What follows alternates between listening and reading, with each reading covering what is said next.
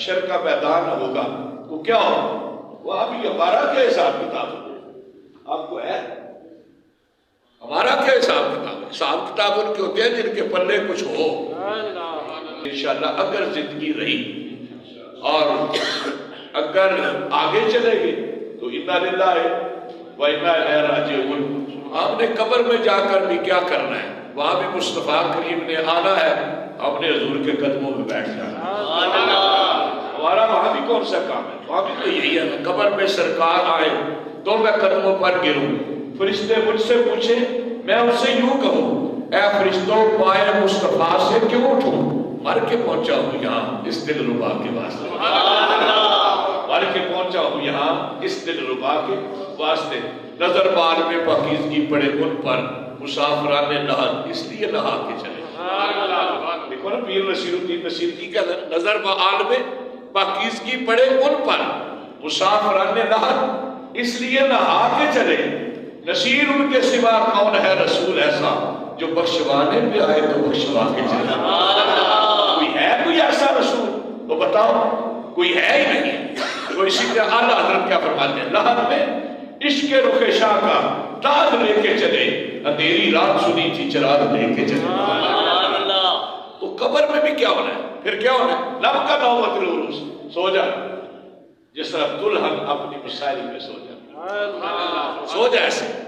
اب دلہن جو ہوتی ہے جب سوتی ہے تو سو جاتی ہے، آنکھ لگتی ہے پھر کھل جاتی ہے، کیوں؟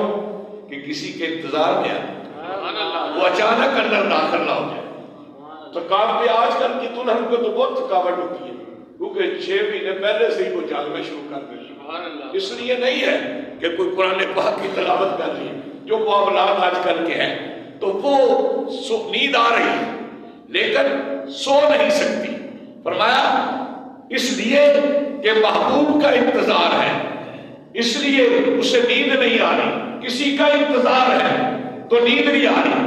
جب فرمایا میرے مصطفیٰ نے نب کا نوبت العروس، سو جا دلہن جس طرح مسیری میں سوتی ہے، جب آنکھ کھلتی ہے تو حشر کا میدان ہوتا ہے، اتنی تیزی سے وقت گزر جاتا ہے۔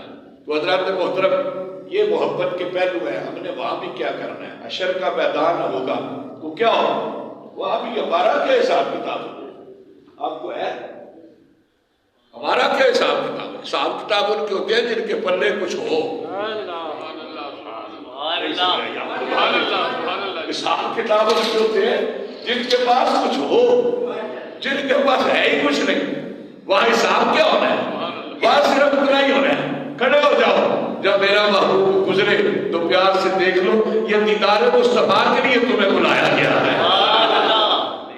دیدار مصطفیٰ کے لیے، یہ محبت کی باتیں ہیں، چھڑتی ہیں تو چھڑ جاتی ہے۔ تو وہاں بھی دیکھو محبوب کے امتی سے حساب۔ اقبال کیا کہتا ہے، کیسا شعر ہے؟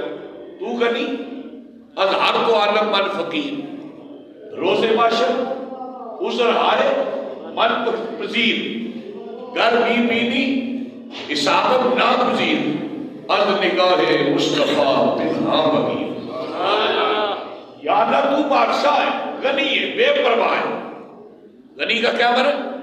بے پرواہ، غنی، بہت کچھ جس کے پاس ہو غنی ہوتا ہے۔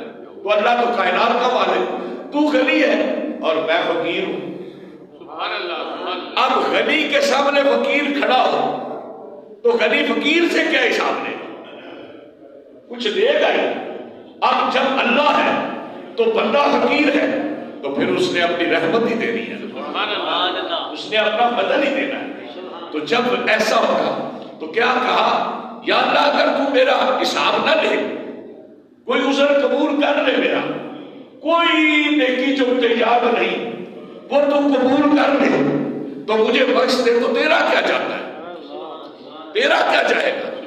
لیکن اگر پھر بھی تو چاہتا ہے کہ میرا حساب لیا جائے تو ہر صورت لینا ہے، تو پھر ایک تو کرم فرما دینا کہ کملی والے کی نگاہ کے سامنے نہ لینا۔ از نگاہ مصطفیٰ پنہاں بگیر، حضور کے سامنے، حضور کی نگاہ کے سامنے میرا حساب نہ لینا۔ اب ہوتا کیا ہے کہ کائنات کے دن، حشر کے دن حضور سے کوئی چیز سامنے ہی ہوں گے. پھر مانا کیا نکلا؟ مانا یہ نکلا ہے کہ محبوب اگر تیری نگاہ کے سامنے کسی کا حساب نہیں لینا تو ہم لیتے ہی نہیں. ہم لیتے ہی نہیں. حافظ چلو اٹھ تو بخشوائی گا. حافظ صاحب اٹھو, آپ سے قرآن بخشوائے گا نا. چل بھائی بخشوا, کچھ تو لے جا, پیچھے عالم تو لے جا, پیچھے شہید لے جا, پیچھے سخی لے جا. وہ نہیں جانا, نہیں جاؤ نہیں جاؤ. جیڑا کوئی لے جائے گا اس کی بخشش میں اپنے نال کروا. تو یہ جو چیزیں ہیں یہ ساری بڑی عجیب و غریب. ایک اب بات تو آپ کو اور سنانی تھی پر حدیث دوسری آ گئی تو اس کو سناتا ہوں. پھر اب یہ بخشش کی بات ہے. اب حشر کا میدان ہے اور نبی کریم صلی اللہ علیہ وسلم بھی جلوہ فکن ہے. فرشتے بھی ہیں, انسان بھی ہیں. نفسا نفسی اولاد بڑے نازک ہیں. جیسے آج کل نفسا نفسی نہیں ہے, یہ قیامت کی نشانی ہے. ہر شخص آج کل بھی نفسا نفسی کے عالم ہے. ہر شخص کو دوسرا شخص نظر آتا ہے اور دوسرے میں غیب نظر آتے ہیں. خود کو نہیں دیکھ رہا کہ میں کیا ہوں, میری حیثیت کیا ہے, میں کتنا نیک ہوں, میں کتنا پاک صاف ہوں. دوسرے کی طرف تو تب دیکھو جب تم پاک صاف ہو. کون؟